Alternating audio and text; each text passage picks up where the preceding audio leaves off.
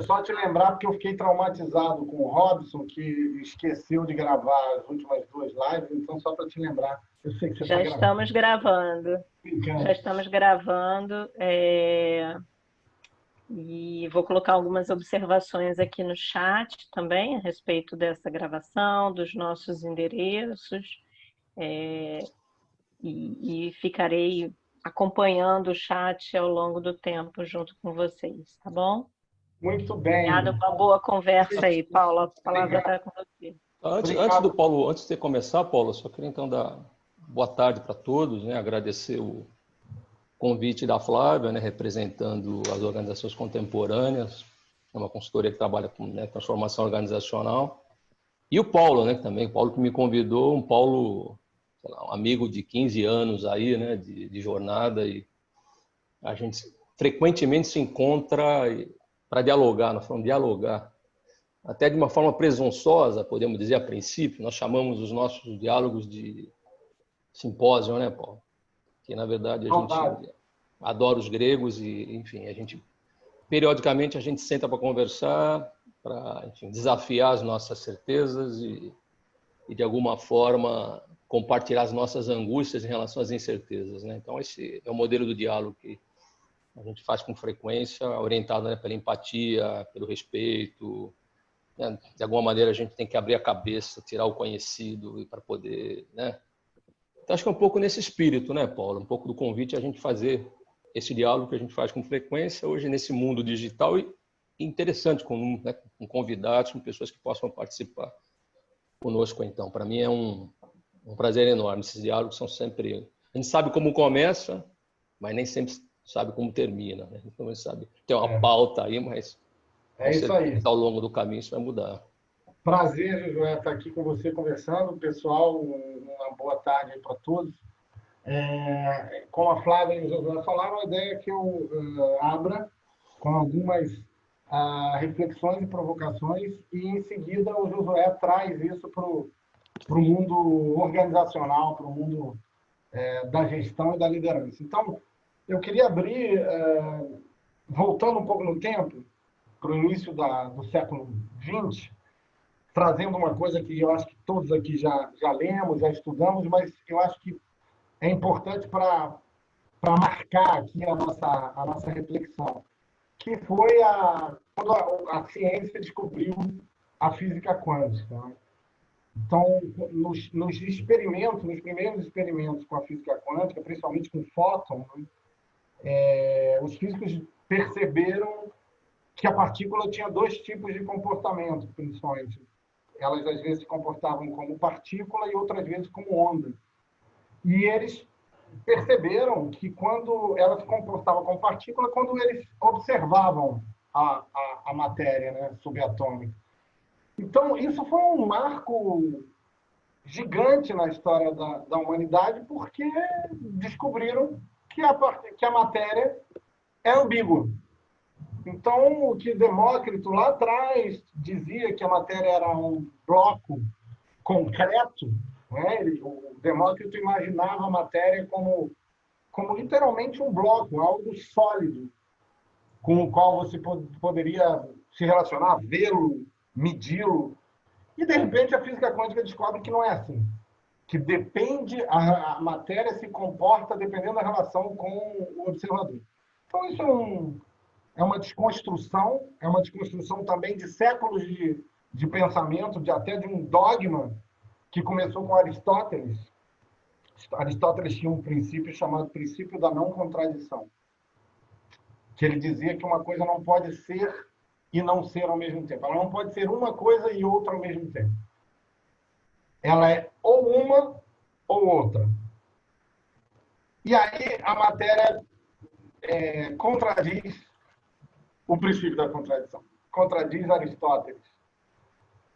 E aí o mundo descobre que a maneira de você conhecer a matéria depende de como você se relaciona com ela. E não talvez não seja casualidade que os especialistas, os filósofos especialistas, tenham vindo ao mundo, tenham existido também na primeira metade do século XX, porque especialistas como Heidegger e outros, eles diziam que nós construímos o mundo, nós construímos a história, através da nossa interação com o mundo. Então, não existe para o existencialista um mundo lá fora, um mundo pronto, preparadinho, fechadinho, que a gente olha para ele e fala, beleza, esse é o mundo que eu vou receber. Para o existencialista, o mundo é o resultado de uma interação entre a pessoa e o mundo. E a pessoa é parte do mundo. Isso também foi uma reviravolta, porque os filósofos mais clássicos, mais ontológicos, ficam muito chateados com isso. Como pode o ser humano construir uma história com tal poder, entre aspas? Vamos botar entre aspas, depois eu acho que a gente vai entender por quê. Então, o existencialista também fala que o mundo vai se revelando, e a gente pode pensar que o mundo vai se revelando de forma ambígua também, mas é nessa dança que o conhecimento e que a história se desdobra, se desenvolve.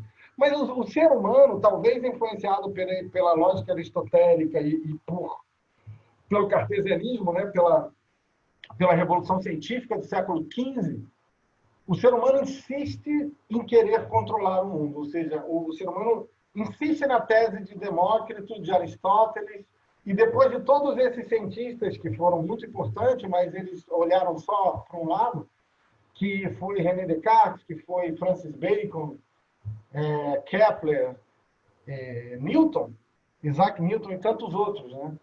Para os filósofos modernistas, né, da Revolução Científica, do método científico,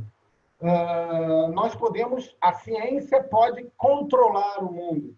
O mundo, quando eu falo mundo, eu estou falando tudo, né? A existência, o cosmos, ele se apresenta de uma forma matemática, né? Newton achava que o universo era como um relógio, como a mecânica de um relógio, que você poderia calcular perfeitamente as órbitas, os ângulos, e assim você poderia entender o que é o mundo.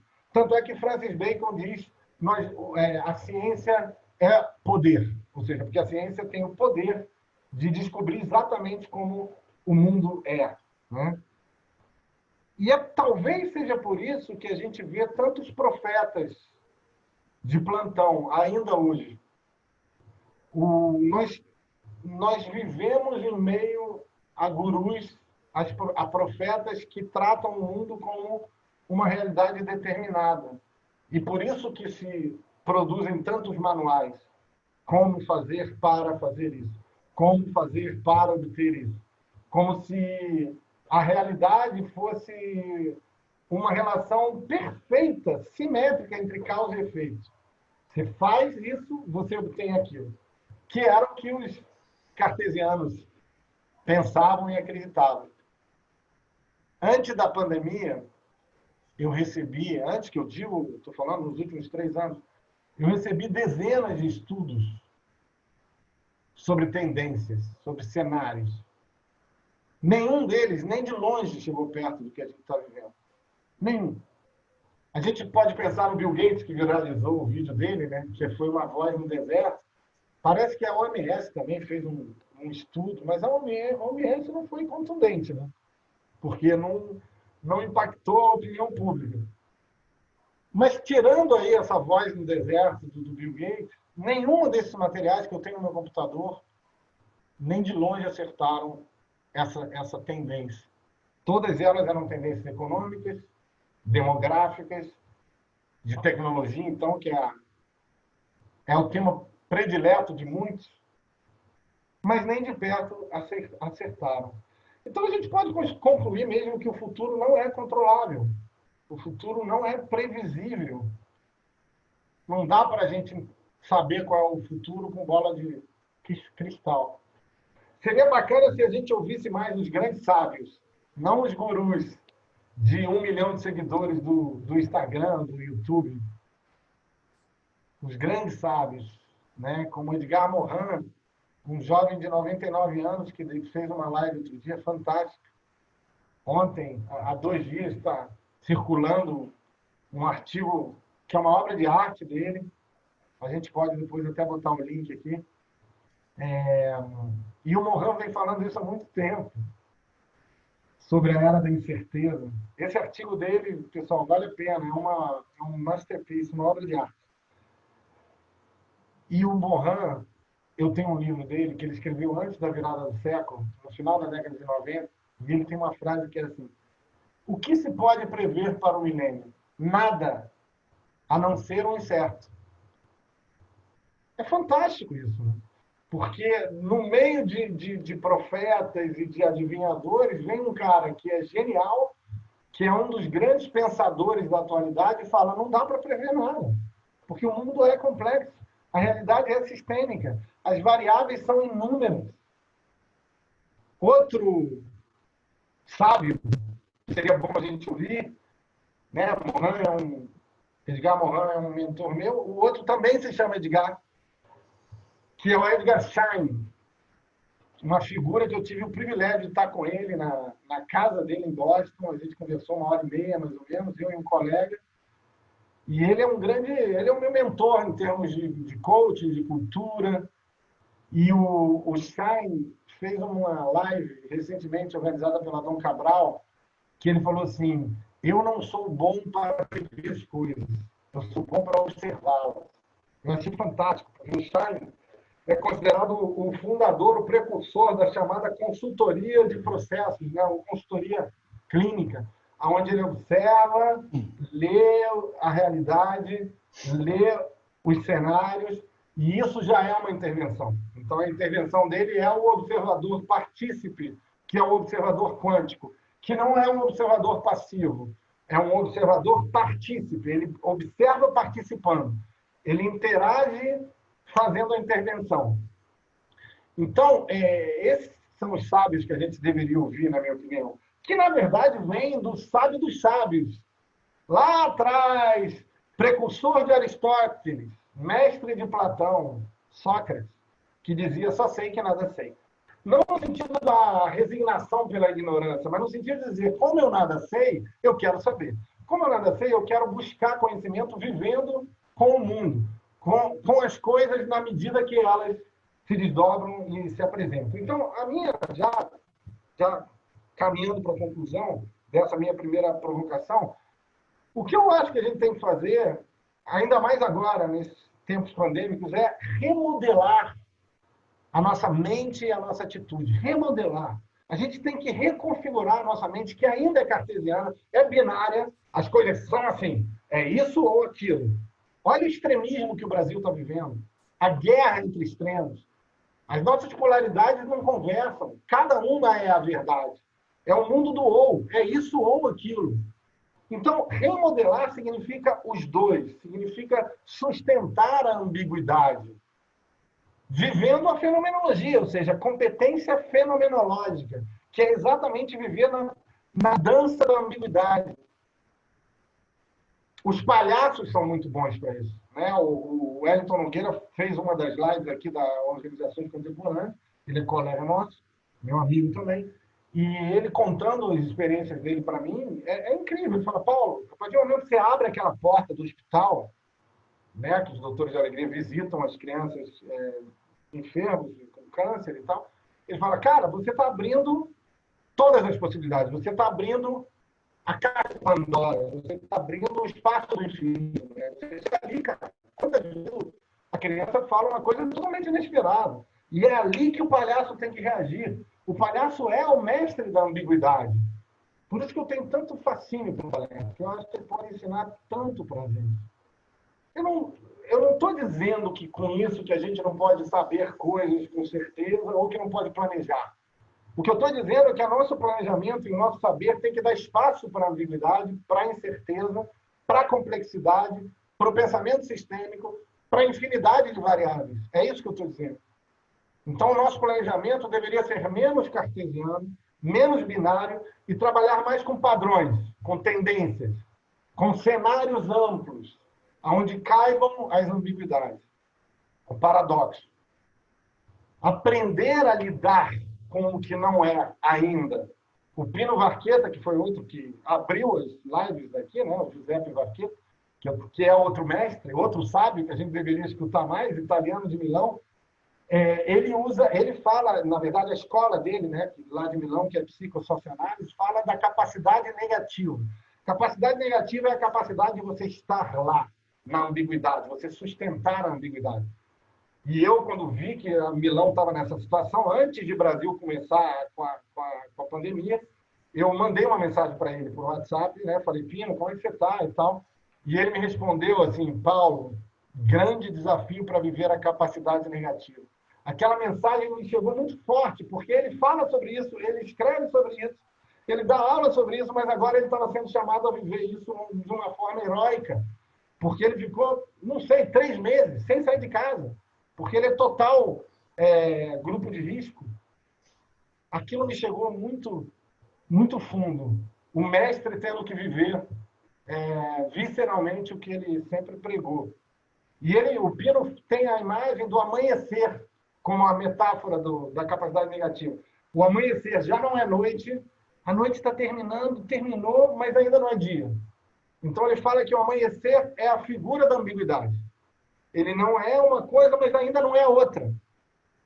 E ele escreve um dos livros dele, isso é fantástico, porque ele é um cara também de muitas metáforas, que é no amanhecer que estão todas as possibilidades. É no amanhecer que reside todas as possibilidades. E se você vê no amanhecer, tem aqueles matizes de rosa, de laranja, de púrpura. E é depois do amanhecer que vem um dia, e um dia diferente do outro dia. Um dia vem cheio de paradoxos, um dia vem cheio de ambiguidade. Então, pessoal, para fechar, eu acho que a pandemia acelerou a gestão da ambiguidade. A pandemia acelerou o nosso amanhecer. Ela instalou a gente no nosso amanhecer. A gente está diante de coisas que a gente não tem ideia do que vai acontecer. Low touch, high touch, low touch, todo mundo vai dar a distância. Algumas empresas estão fazendo isso radical, outras não. A gente não sabe se vai ser longe e perto, um pouco longe, um pouco perto. A gente não sabe quais são as metodologias que vão florescer. A gente não sabe quais vão ser as novas relações que vão acontecer. Então, para a gente viver de forma adaptativa a pandemia, a competência da ambiguidade é essencial. Se a gente não aprender a lidar com a ambiguidade, não só falar dela, e agora eu estou falando pensando em mim agora, se a gente não aprender a lidar com a ambiguidade, a gente vai ficar no mesmo caminho, a gente vai perder o bonde da história, a gente vai adaptar, a gente vai adoecer, talvez não de Covid, mas de depressão ou de qualquer outro tipo de doença psicológica. Fecho aqui a provocação, passo a bola para o meu querido Josué para ele levar isso ao mundo das organizações. Obrigado. Bom, Paulo, você de alguma maneira você traz, né, o conceito de que a humanidade vai produzindo conhecimento e esse conhecimento, vamos dizer, são eras, né, onde um conjunto de teorias, de propostas de entendimento do mundo. Né? Então você tem e esse entendimento define aquele grupo, né? Aquele grupo social. Então você citou a Idade Média, você tem um pacote de conhecimentos, podemos dizer, são os grandes paradigmas que explicam, né, o universo, e com isso toda a organização social em torno dele. E você sai de um período medieval e vai para a Revolução Científica, né, onde se estabelece algumas premissas. O que a ciência fala, os estudiosos eles demonstram, né, que na passagem de uma era para outra há muita confusão, porque as pessoas são apegadas a um modelo, né, a um paradigma, então não é fácil você fazer essa mudança, mas de alguma maneira esse modelo não responde mais uma série de questionamentos, né, uma série de fenômenos sociais. Então acho que a gente está vivendo, e os sinais indicam, exatamente uma possível passagem, né, desse modelo de era, né, onde você diz, né, que foi fortemente formulado lá pelos, vamos dizer, né, você citou Newton, você citou Descartes, né, olhando o mundo como, né, uma máquina onde eu preciso entender essas variáveis, um processo analítico, para um mundo diferente, né? Qual foi o primeiro impacto? Como é que eu senti isso nas organizações, né? No primeiro momento que eu senti isso nas organizações foi na época se começou a falar de globalização. Começou a se falar de globalização e as empresas nacionais começaram a, de maneira geral, olhar as empresas internacionais, principalmente as empresas japonesas, que apresentavam um resultado muito diferente. Aí, quando você olhava, a primeira grande constatação é uma mudança de paradigma, onde você tinha, né, uma visão mecanicista, né, reducionista, para o modelo sistêmico. Quer dizer, a organização ela é um sistema. Então, se começa a trazer esse conceito de sistema. Sistema é, né, você só consegue compreender os resultados de um sistema, o resultado do sistema é muito maior do que a soma das partes. Porque o modelo anterior diz o seguinte: para você conhecer a realidade, você precisa entender as relações de causa e efeito, né, desses detalhes. Né? A visão sistêmica é completamente diferente. Você começa a olhar o sistema, quer dizer, ele apresenta respostas, é impossível você conhecer essas respostas se você quiser, por exemplo, estudar de maneira reducionista cada um dos elementos. É que nem você querer estudar o corpo humano e achar que o corpo, entendendo o coração só faz sentido dentro de um sistema. O sistema é um conjunto de elementos que interagem, né? E essa interação. Aí você olhava a empresa nacional, era uma empresa o quê? Totalmente hierarquizada por departamentos, que cada um tinha a sua função, e muitas desses departamentos eles desconheciam, né, a missão da organização. Então, eu vi isso, lidando com esse fenômeno na época, a primeira coisa que nós temos que fazer é fazer com que esse conceito de sistema fosse trazido para dentro das organizações. Inicialmente, qual é a ideia? Vamos quebrar as paredes, vamos colocar as pessoas juntas, né, para que elas interajam. Então, primeira coisa. Né? E se você olhar até hoje, todas essas empresas que estão surgindo, jovens, né, quando está fazendo startup, tem uma proposta de como é que é esse layout, né? Porque esse layout ele facilita uma outra coisa, que são as relações interpessoais. Então, não bastou só quebrar, né, as paredes. Quando você fala em cultura, você teve que mudar o modelo mental. Você fala em modelo mental. Então, temos que começar a trabalhar fortemente esse modelo mental. Então, uma segunda ação que nós fazemos muito na empresa é o seguinte: olha, vamos discutir a visão da companhia. As pessoas precisam entender para onde a companhia vai, para que proposta e qual é o seu nível de contribuição para esse negócio. Então, acho que a primeira grande transformação é a gente começar a ter uma visão de sistema. E sistema como algo aberto. Né? Eu tenho aqui todo esse sistema, ele tem uma funcionalidade, ele tem uma aplicação, ele tem uma resposta, mas ele interage um sistema aberto com outro sistema, com outro sistema, com outro sistema, com outro sistema. E aí você começa a ter esse conceito de tudo. Quer dizer, você tem, na verdade, uma interação. E a física quântica vai demonstrando isso. Quer dizer, quando você começa a estabelecer essas relações, você percebe, você começa a mudar o limite dessas relações. Há trocas muito mais amplas. Então, um sistema dentro de um sistema, dentro de um sistema, dentro de um sistema. Por isso que você começa a ampliar essa complexidade. Porque a interação desses diversos sistemas, nessa troca, você vai trazendo aprendizagens. Né? Então, esse, para mim, é o grande exercício. Né? Como é que você transforma a organização de uma coisa como uma máquina, onde as pessoas trabalham isoladamente, focada só no seu universo, e que elas entendam que ela tem um propósito maior. E que é dessa interação. E qual é esse nível de contribuição? Incrível, essa é uma conversa que eu tinha 20 anos atrás, e hoje, quando eu vou conversar com algumas empresas, quando falo em cultura, estão ainda dentro dessa perspectiva. Como é que a gente faz para que as pessoas entendam, se engajem, se comprometam? Então, a questão é, como é que você convida essas pessoas para participar dessa conversa? Elas entendem claramente qual é o seu nível de contribuição? Elas são convidadas? Como é que é o teu nível de interação, né, com o sistema externo? Né? Hoje, a gente tem a metodologia Design Thinking que coloca o cliente, coloca o sistema externo, você sai a campo, você interage, você aprende, você troca. Ele está sempre no teu. Então, esse conceito, né, para mim, quando eu vejo que você começa a olhar a sociedade como sistemas mais amplos, né, você começa a ter um novo nível de ambiguidade, de complexidade. Porque imagina hoje, né, a gente está vendo, e a tecnologia, a era digital, ela tem a capacidade de entrar em determinados sistemas e provocar mudanças consideráveis.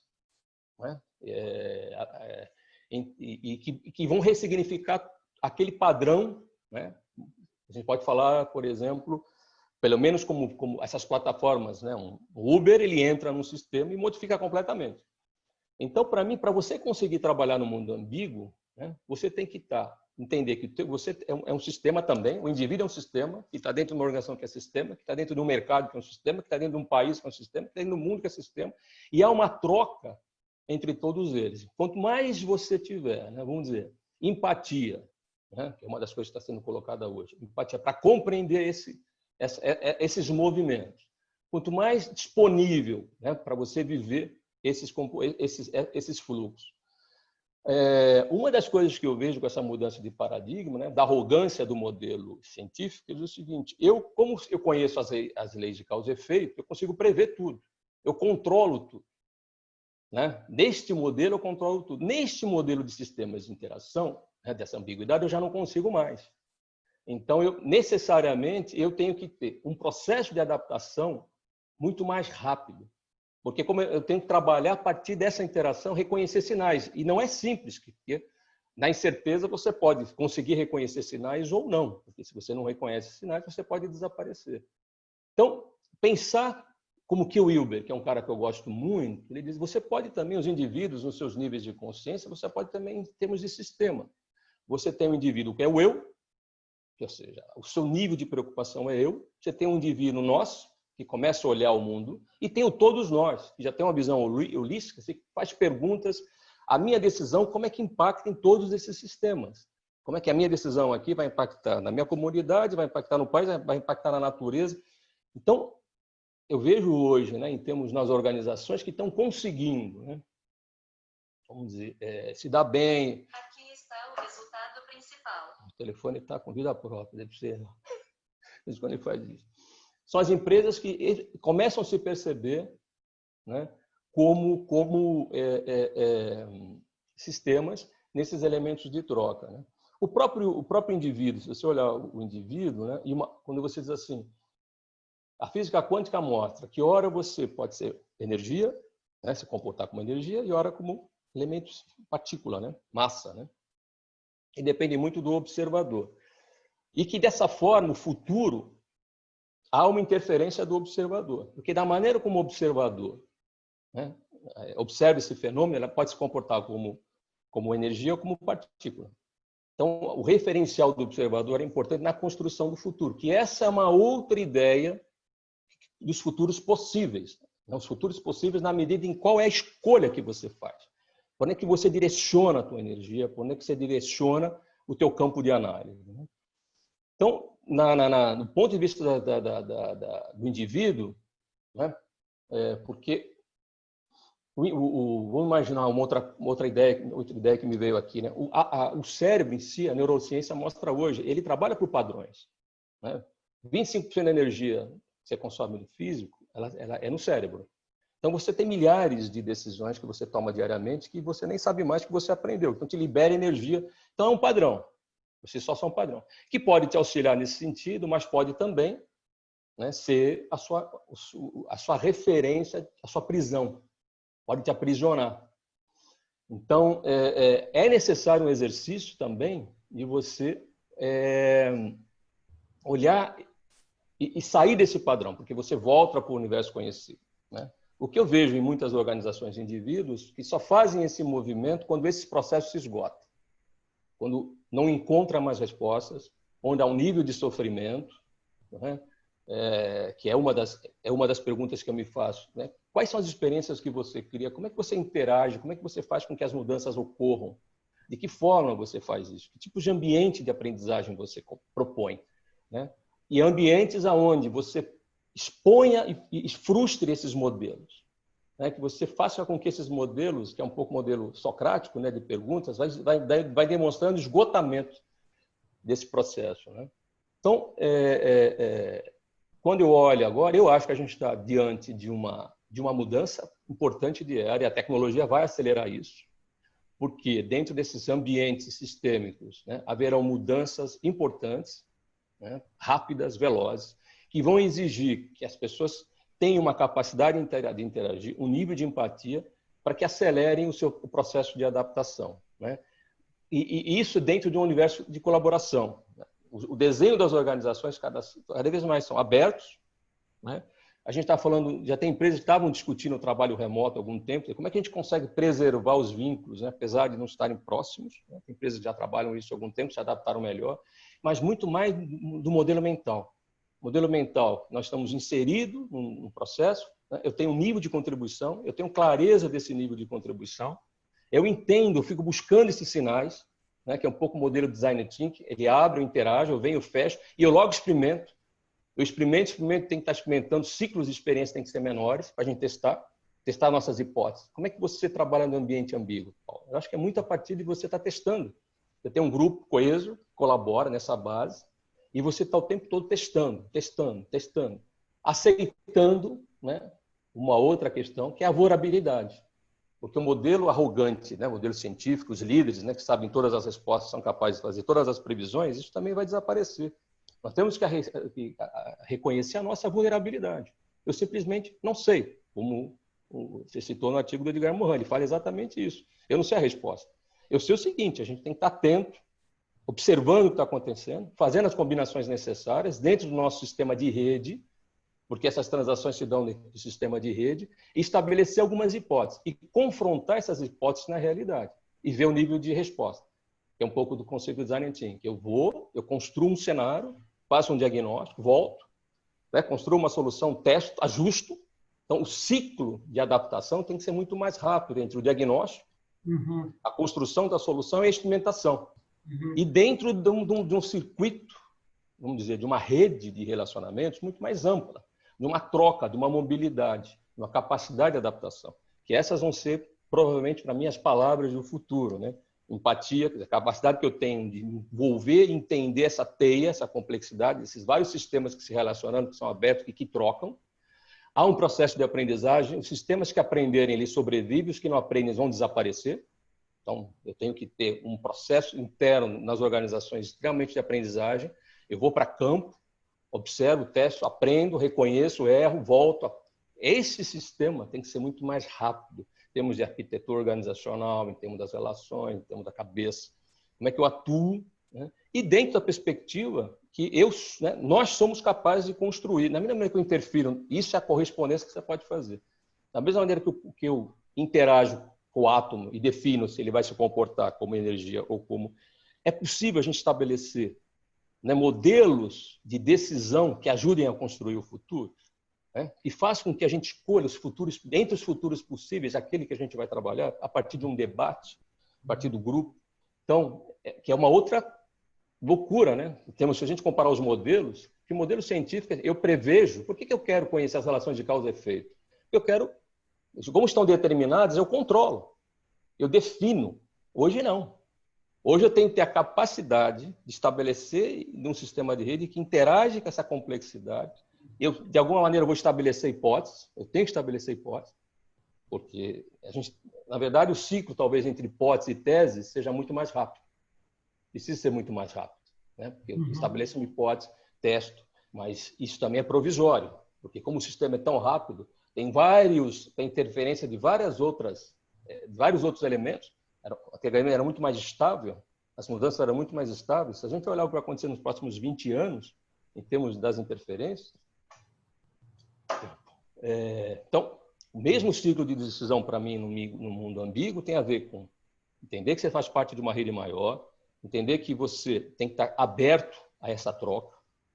Essa troca te traz hipóteses, essas hipóteses elas vão ter que ser confirmadas e esse ciclo tem que ser muito mais rápido e tem que ter uma aprendizagem, né? Então, empatia, colaboração, aprendizagem e um elemento muito de vulnerabilidade. Essa que as culturas das empresas estão dizendo. Mas na relação que eu tenho com as empresas hoje, por incrível que pareça, tem empresas ainda que estão discutindo, estão presas ainda à hierarquia, a comando, a controle, a rigidez, a silos, né? Essas empresas vão desaparecer.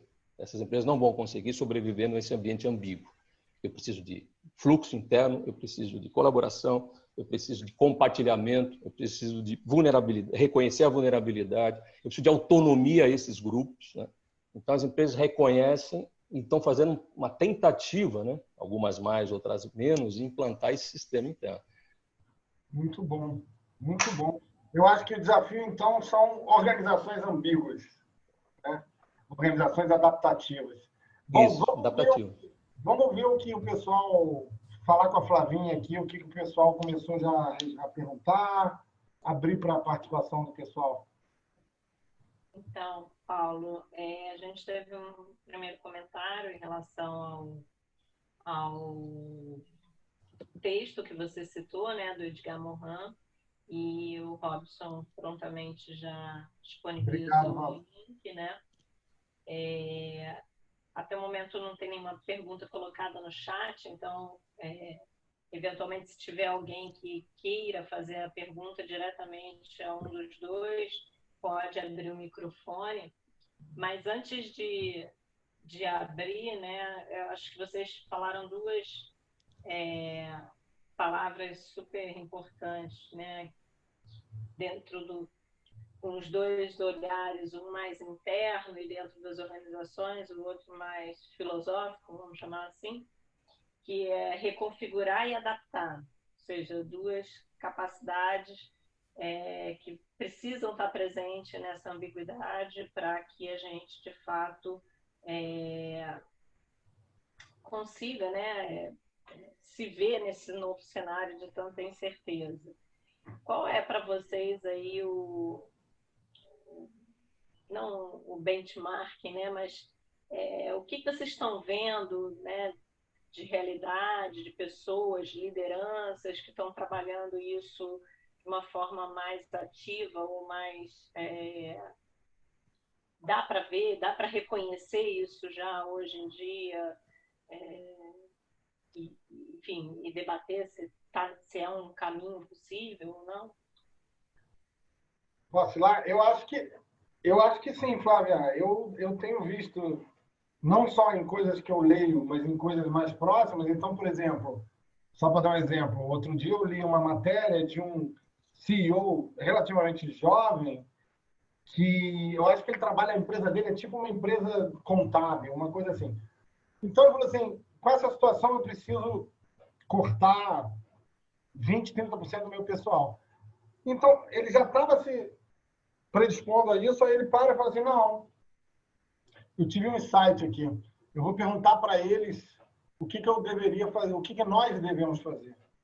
E aí ele começou a fazer grupos de discussão aonde os próprios colaboradores entram nesse processo que o Josué se referia, de aprendizagem, de relações sistêmicas e adaptativas, porque se o sistema não é o que se adapta, então quem se adapta? É o CEO e a diretoria executiva, que é o modelo cartesiano.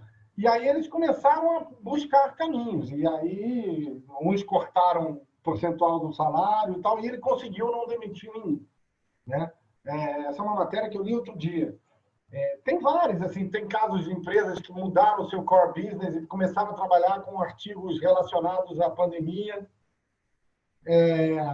Tem empresas que estão revisando a sua relação com o cliente.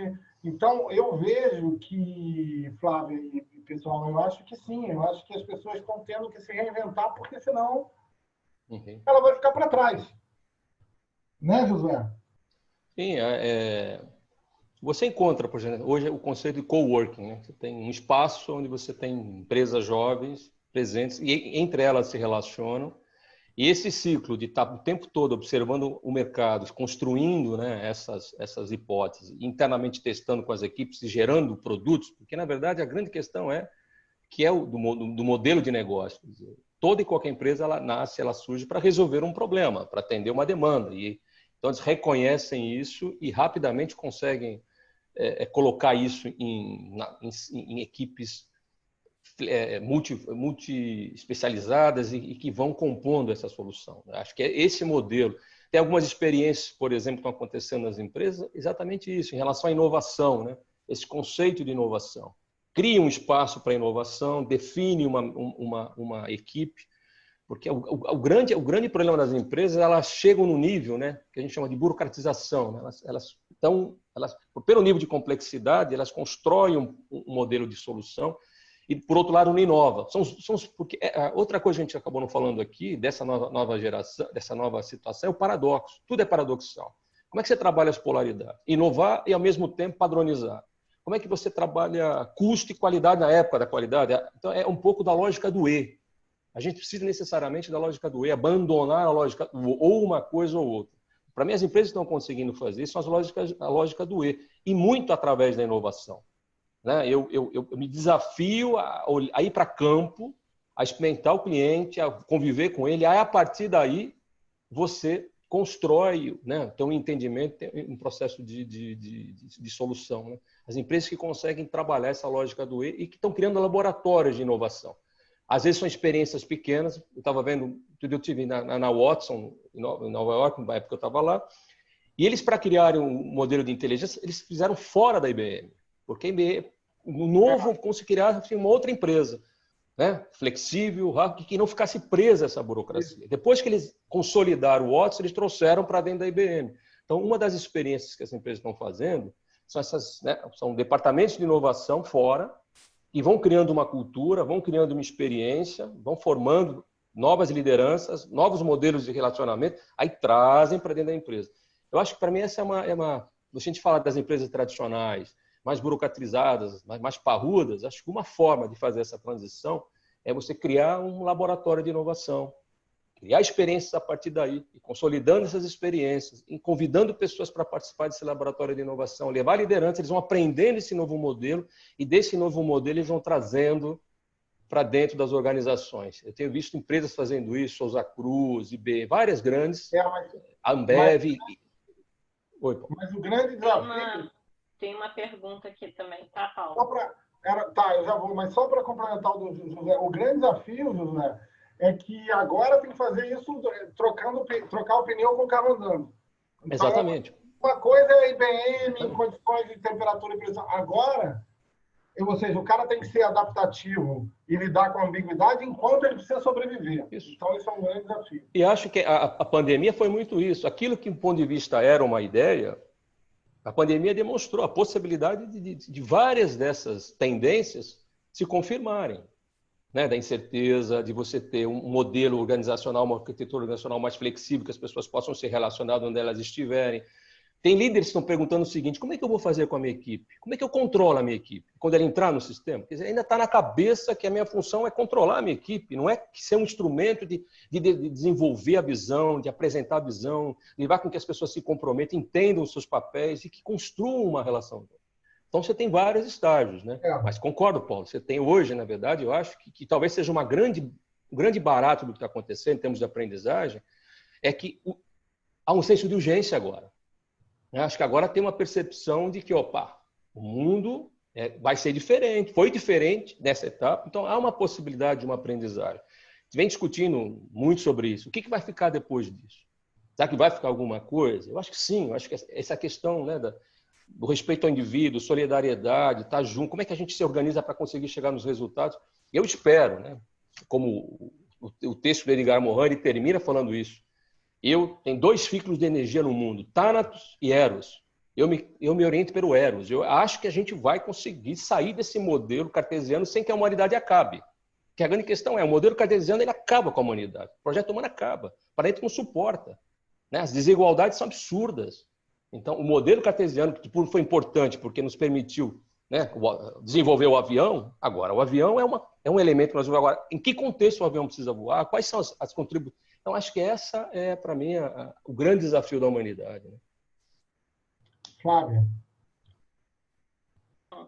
Desculpa, o Robson colocou aqui que vai exigir revisão de legislação que é anacrônica e ainda amarra as organizações, digo, gestores que estão abertos à nova realidade.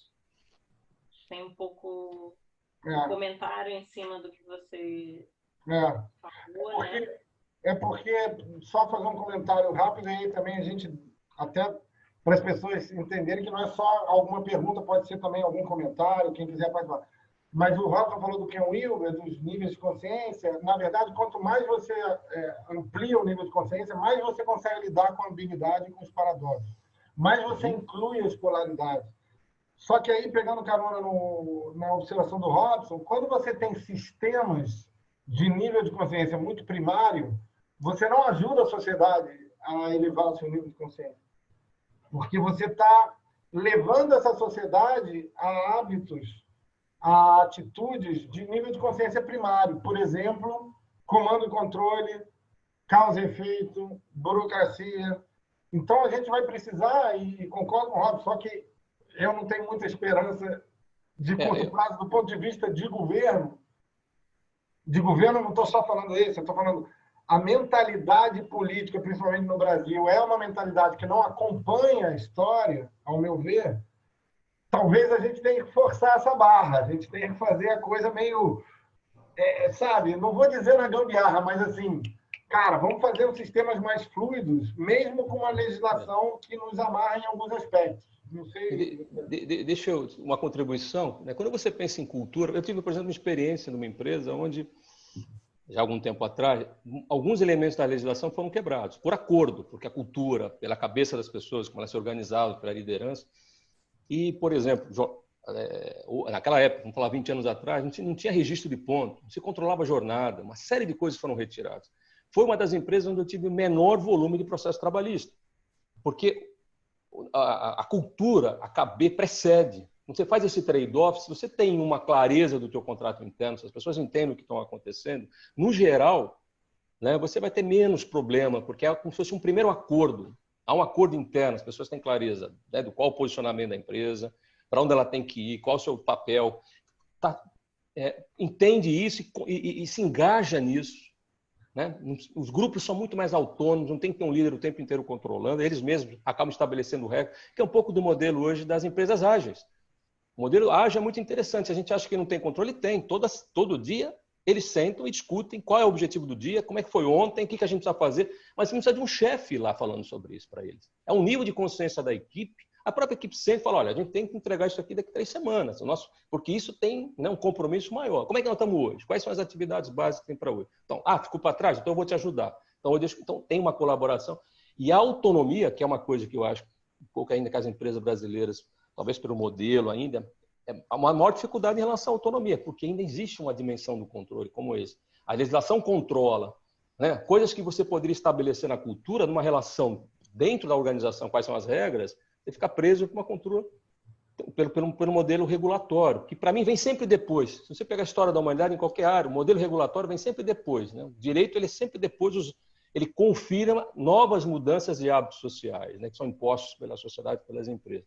Então, a minha experiência é assim, se você tem cultura, né, se você tem modelo de gestão, se você tem clareza, você vai ter muito menos problema nessa área. Agora, eu vi, né, uma empresa comando e controle, que é um nível de desconfiança, total desconhecimento de qual é a proposta, a visão da companhia. Eu por moda, hoje eu não vou mais marcar o ponto, pode ser que tenha problema, porque a cultura não suporta o modelo. Eu acho que esse é um tema que daria uma outra live, né? Porque ele não é, eu não vejo ele tão... Eu acho que ele também é paradoxal, é Tostines, né? Vende mais porque aquela velha pergunta, é gostoso ou é gostoso que vende mais? Eu acho o seguinte, Josué, eu concordo que a cultura muitas vezes precede, mas também, se a estrutura facilita, ela influencia na cultura. Então, por exemplo, os países do norte da Europa, você tem outros tipos de comportamento em relação à cidadania, em relação à participação democrática. Aí a gente pode dizer, não, mas eles têm essa estrutura porque as pessoas são assim. De novo, essa é uma grande questão. Talvez é um ciclo que se retroalimente, mas que não tenha dúvida que você tem certos sistemas políticos, governamentais, etc., que não ajudam certos saltos culturais, isso também é um fato. Na verdade, né, Paulo, a cultura é um conceito, ela se manifesta, né, vamos dizer, nos artefatos. Né? Os artefatos, a estrutura é um deles. Né? A maneira como nós nos organizamos para trabalhar é onde a cultura se manifesta, porque a cultura é um negócio... Né? Você tem lá, você pode ter um caderno, um código de ética da cultura e tal, mas ela tem muitos elementos que são quase que implícitos, mas que são refletidos no quê? Nos artefatos, são refletidos nos modelos de celebração, de reconhecimento. Por isso, da maneira como ela discute estrategicamente, tem aquela frase, né? A cultura almoça a estratégia, né? Ela come a estratégia no almoço. Se você também quiser montar um modelo que não é compatível, então a conversa, esse é o grande desafio. Como é que você muda o modelo mental, o mindset? Porque é dele que você vai... Agora, é lógico, eu concordo com você, é uma retroalimentação. Eu começo a repensar minha cultura, eu vou mudando os artefatos que confirmam, validam e, de alguma maneira, volta para um outro nível. É uma espiral de crescimento, no nível de consciência. Né? Eu começo do nível, mudo o artefato, tenho um impacto, elevo, que é um pouco o padrão que o Uber coloca, em termos de nível de consciência. Né? É lógico, a cada interação me leva para um nível superior. É isso aí. Muito bom. A Tatiana colocou um ponto aqui, mas acho melhor, Tatiana, de repente você comentar, talvez tenha algum contexto maior que você queira dar, né? Ela falou, acho que ela estava falando um pouco dentro dessa ambiguidade, da necessidade de adaptação, da tolerância ao erro, trazendo o conceito do minimum viable product or project. Testar e reconfigurar conforme a necessidade. Acho que é um comentário, mas Tatiana, fica à vontade se você quiser abrir seu microfone também e falar. Tatiana? Sim, com a agilidade do mundo e adaptabilidade, não dá para esperar ficar pronto o produto, o projeto, né? Então, eu acho que tem muito sentido em tudo que eu escutei aqui na área da consciência, de tudo que está acontecendo nesse momento, a cada vez mais a gente incluir o MVP, né? Que é o Minimum Viable Product ou Project, e que é justamente aí testando, né? A viabilidade mínima, não adaptou, você vai fazendo uma nova realidade. E que não tem mais nada a ver com comando e controle, né? E realmente, né, nem tolerar, até estimular, né, o erro, porque é aí que vem a criatividade, daí que vem a inovação, né? Senão você não inova. Se você não cortar em fatias, em pedaços, né, e trazer a viabilidade mínima, você não inova. E o tempo, ele não para, né? E as coisas mudam muito rapidamente. Então, dentro do que eu escutei, eu quis trazer esse conceito do MVP, porque eu achei que faz todo o sentido para o nosso contexto muvuca atual, né?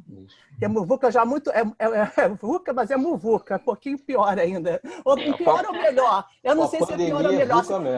Sem julgamento. Sem julgamento. Não, mas eu acho bem interessante, Tatiana, isso que você está trazendo, né, nesse conceito onde eu tenho uma hipótese que estou chamando, né? Eu vou ter um entendimento do cliente, tem várias ferramentas para você se aproximar, aí você vem, constrói uma proposta, né, que eles estão dizendo um protótipo e testa. E rapidamente você aprende. Então, a empresa se transforma em uma unidade de aprendizagem. Né? Você não precisa ir para fora para aprender. A empresa tem que se transformar no principal laboratório de aprendizagem. Se você tiver exatamente o que você está dizendo. O grupo, ele vai, constrói uma primeira hipótese, ele testa, ele vem, corrige, ajusta e volta, até que é muito mais rápido e você, na verdade, economiza muito tempo e dinheiro, porque o modelo anterior de desenvolvimento era assim, eu penso em tudo, todo o ciclo, todo investimento, acabo com o meu dinheiro às vezes, aí vou testar, o consumidor fala, não, eu não quero. E aí você encaixa, porque você já testou, e fica difícil perder muito tempo e você perder essa oportunidade. Então, esse modelo que você traz é exatamente, você vai construindo hipóteses, que eu chamei de hipóteses, né, provisórias, aí vai, testa, vi alguma coisa atendeu, outra não, vem e corrige, numa velocidade absurda, e muito, né, absurda, e que faz com que eu consiga ter uma empresa efetivamente que aprenda, né? Muito legal. A Malu também comentou aqui que a tendência é que cada vez viva mais momentos VUCAs, ou seja, veio para ficar o tal novo normal. Temos que aceitar e seguir o barco, exercer a flexibilidade e a empatia. Acho que ela comentou no final, não sei se ela ainda está aí, infelizmente tem que sair, está muito rico o papo. Parabéns, Josué e Paulinho. Muito bom. Vocês querem fazer algum comentário final para encaminhando aí para o final? No final, né? Alguma reflexão para eu ficar? só quero dizer que, não, a única coisa, eu busco ser otimista, né? Mas eu acho que a gente tem um grande desafio mesmo de ir para um outro modelo mental, outro tipo de organização, outra forma de lidar com a realidade. Eu prefiro ser otimista, mas acho que a gente tem aí um grande desafio pela frente. Eu também, acho que a gente tem, na verdade, a gente está falando de modelo mental, né? Basicamente é isso, né? Comportamento, modelo mental, entender essas novas regras, né? Entender esses novos conceitos, né?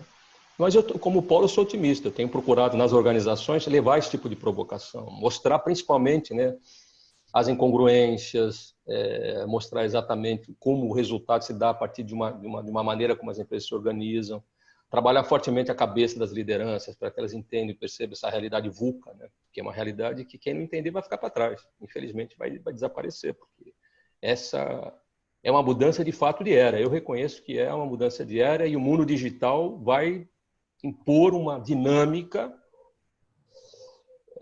Eu estive vendo lá as previsões da Singular até 2038, é um negócio que você fala, ou coisas que você falam hoje que não é possível em 2038 você ter a sociedade organizada dessa forma, mas 2020 hoje, uma coisa que estava prevista lá, hoje eles estão lançando. Então, eu acho que esse mundo veloz, o que a gente conversou aqui muito, eu e o Paulo, muito como é que a gente consegue se adaptar a essa nova realidade, né?